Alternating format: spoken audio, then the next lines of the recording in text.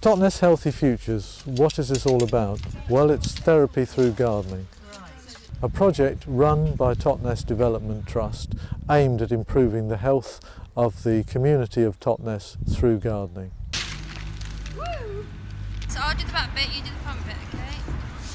There's a lot of good evidence that working outdoors, being in nature and growing and gardening is good for health. It's good for preventing heart disease and diabetes, and it's just a great thing to be able to do. Certainly my experience in general practice was that very many of the people that were coming to see me as a GP had problems that were not problems that could be addressed by giving someone a prescription. They were very deep rooted and had to do with isolation, had to do with depression, had to do with a feeling that they'd just lost their connectedness with their community.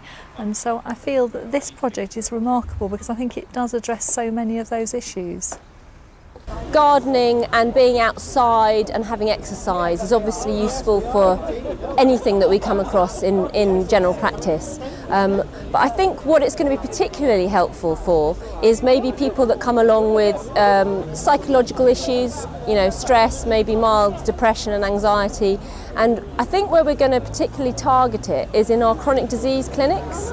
Because we run chronic disease clinics for people with asthma, chronic bronchitis, diabetes, heart disease. It's a lot of things really. It's getting an understanding of what you're growing, if it's food, and how you can prepare it. So it's looking at, you know, that growing and eating fresh seasonal vegetables. Bit of physical exercise that can be fairly gentle, but can make a difference.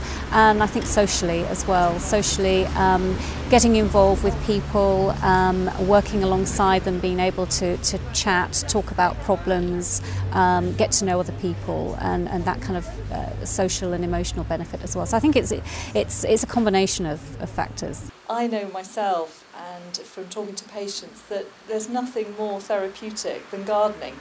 If you ask me where I'm happiest, where I go to relax, it's in my compost heap. I perhaps shouldn't say that, and I'm in my vegetable patch. And I think this is a wonderful scheme.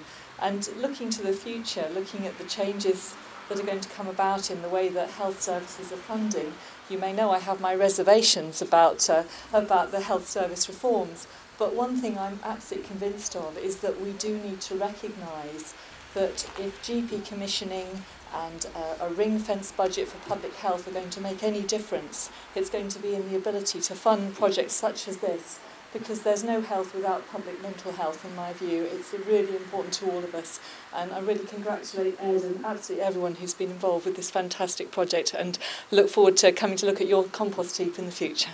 Thank you.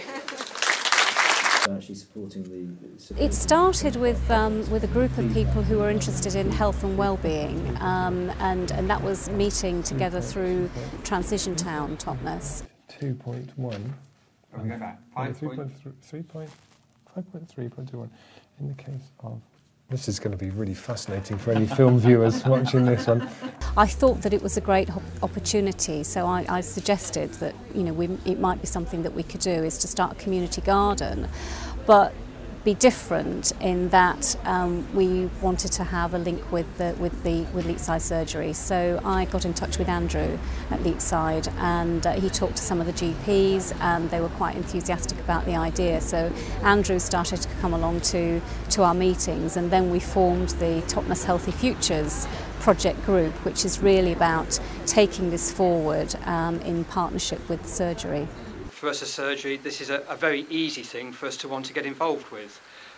We see every day of our working lives the damage that diseases like diabetes can do to people, to their lives, and the impact it has.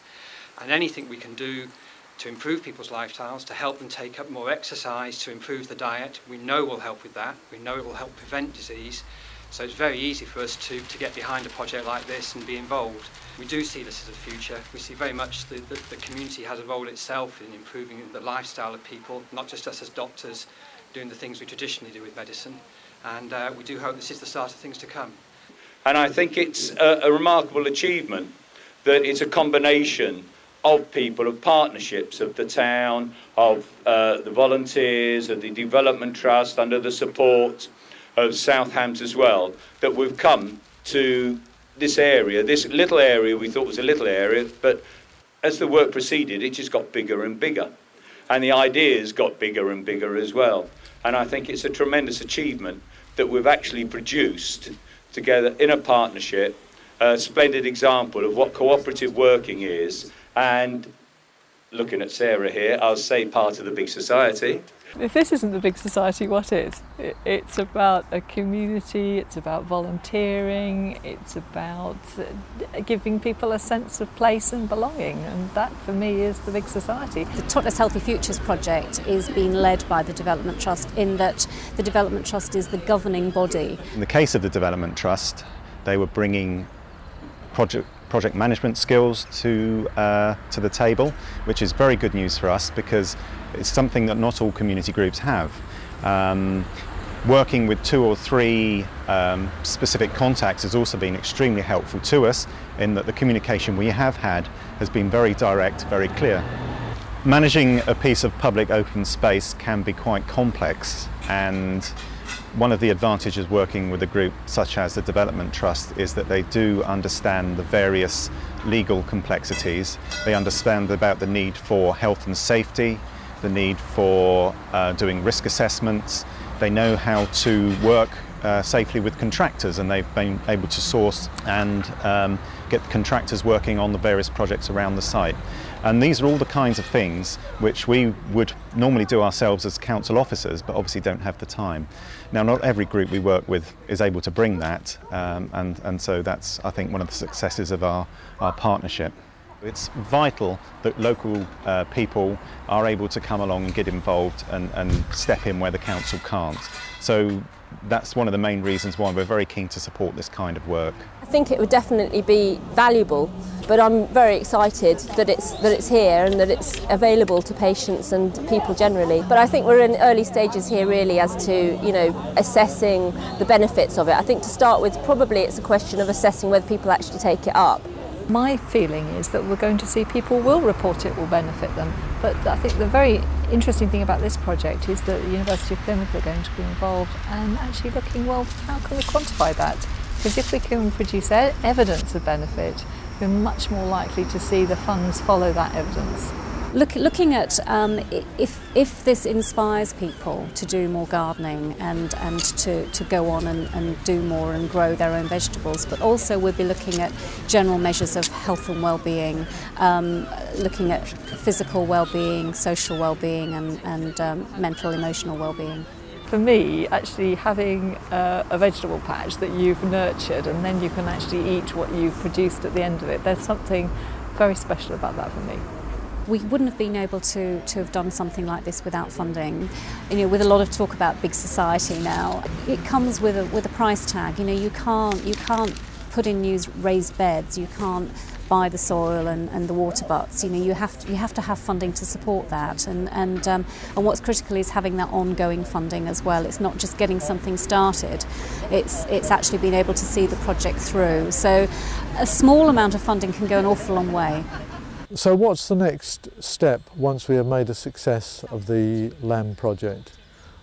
The answer to that is that we will acquire a piece of land. When I say acquire, we will actually lease a piece of land from the Dartington estate. It's a beautiful piece of land, about 3/4 of an acre, which is in an ideal position and with organic soil, so it offers all the things that we are looking for, which will enable us to accommodate far more sessions than we can do on this current very small site. We would expect to acquire that sometime next year in 2012, subject of course to funding, and then we will really be able to run these sessions on a much larger scale and accommodate the long list of people that want to take advantage of this offering.